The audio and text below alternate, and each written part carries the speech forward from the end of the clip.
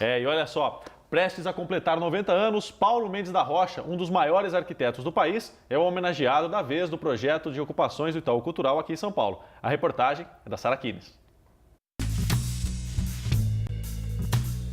O Museu Brasileiro da Escultura, a Praça do Patriarca, a reforma da Pinacoteca e o Sesc 24 de Maio. Esses são alguns dos projetos criados pelo arquiteto Paulo Mendes da Rocha na capital paulista.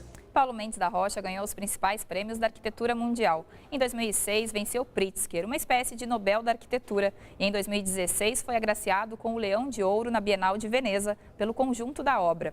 Mesmo sendo reconhecido pelo trabalho, o arquiteto criou alguns projetos que nunca saíram do papel. E é neles que a exposição está focada. Todos trazem um elemento em comum: a água.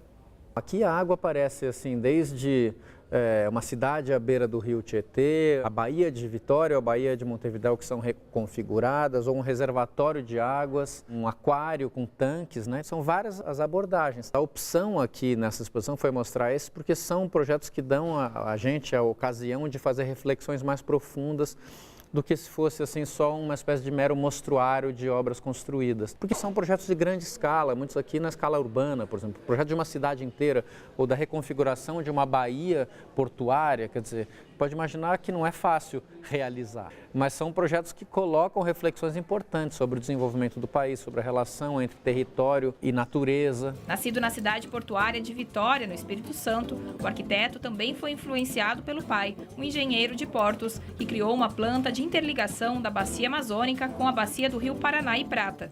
Os projetos de Paulo Mendes refletem sobre a estética e a ética da sustentabilidade, como o porto fluvial da cidade do Tietê, elaborado por ele na década de 80.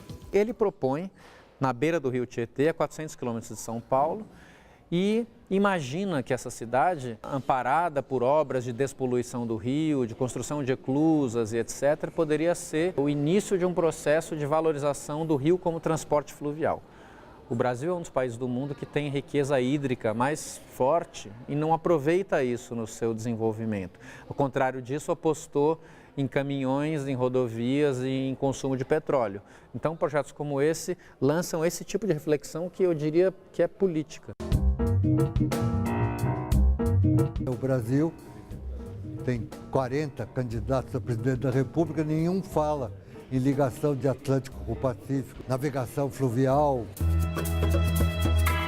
A arquitetura é a transformação da natureza para tornar possível viver na natureza.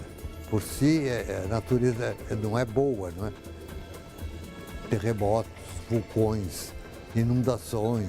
A natureza é um inferno. Torná-la habitável é construir cidades, etc. O objeto da arquitetura não é o edifício como fato isolado, mas é a cidade. O interesse da arquitetura é a construção da cidade, a realização do espaço urbano como o lugar em que vivemos juntos.